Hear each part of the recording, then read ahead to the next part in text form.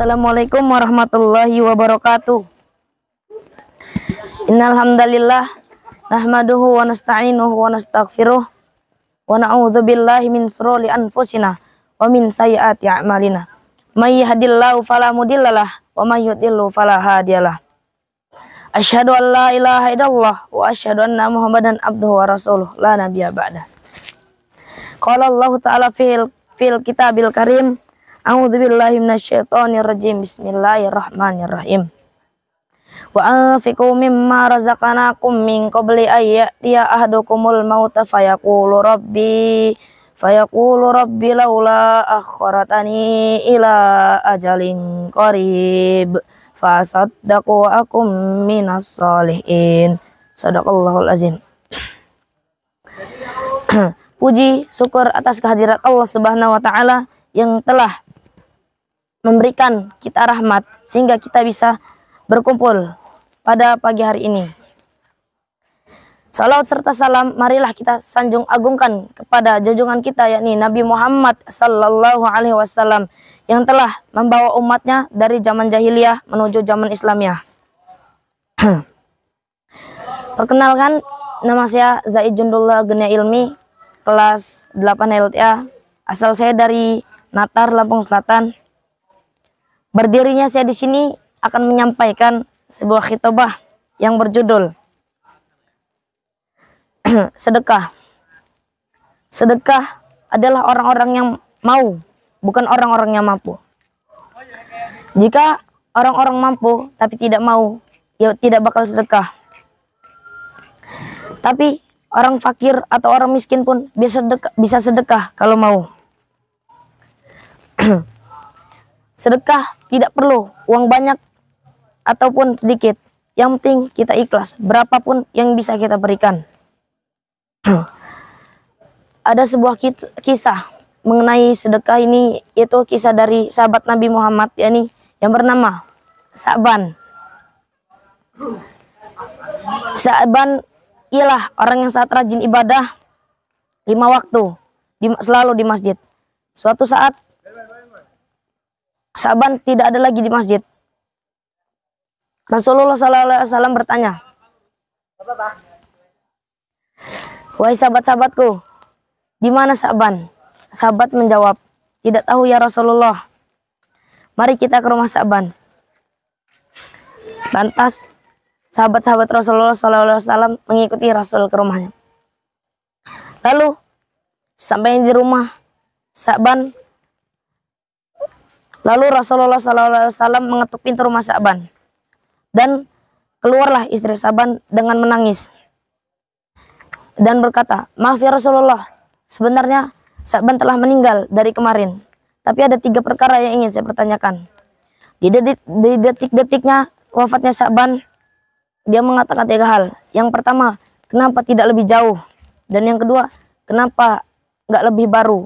Dan yang ketiga, kenapa nggak lebih banyak? Rasulullah menjawab, di detiknya setiap orang, Allah menunjukkan ini neraka dan ini surga. Sesungguhnya Sa'ban telah diperlihatkan surga Allah. Yang dimaksud kenapa tidak lebih jauh? Kenapa tidak lebih jauh rumah Sa'ban ke masjid? Sa'ban ingin mendapat lebih banyak pahala. Padahal rumah Sa'ban dari masjid sekitaran 3 jam. Dan yang kedua, kenapa nggak lebih baru? Setiap harinya Sa'ban membawa 2 baju. Yang satu baju bagus dan yang satunya bajunya tidak seberapa bagus. Baju yang tidak seberapa bagus itu untuk menutupi baju bagusnya itu, untuk menghindari debu-debu yang ada di jalan. Lalu sepulangnya dari masjid, Sa'ban bertemu pengemis yang bajunya robek-robek. Lalu Sa'ban memberikan baju yang tidak seberapa bagusnya itu kepada pengemis itu. Makanya Sa'ban menyesali kenapa tidak memberi baju yang lebih bagusnya itu. Lalu kenapa tidak lebih banyak? Setiap Sa'ban pergi ke masjid, dia membawa 1 bungkus roti. Lalu setengah rotinya itu diberikan kepada pengemis dan setengahnya itu dimakan. Dan Sa'ban pun menyesalinya juga. Lalu sedekah itu adalah bisa menjadi pelicin doa. Seperti kita ingin doa, kalau kita doa itu harus ada usahanya. Lalu ada sebuah kisah lagi mengenai sedekah. Sedekah, ada dua suami istri. Dia menghantarkan kedua anaknya ke dokter saat hujan deras pada malam hari. Lalu sesampainya di dokter, mereka pulang, lalu mampir ke sebuah rumah makan untuk menunggu hujan reda. Lalu saat sudah selesai makan, mereka ingin pulang, namun dihadang oleh pemilik rumah makan itu dan berkata, "Wahai Bapak, tunggulah di sini sampai hujan reda. Sepertinya cuaca sedang tidak bersahabat."